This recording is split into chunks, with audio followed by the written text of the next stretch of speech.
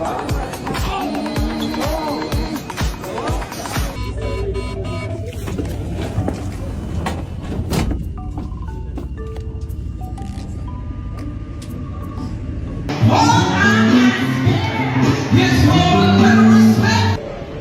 here is, I don't know what to say sometimes. I really don't.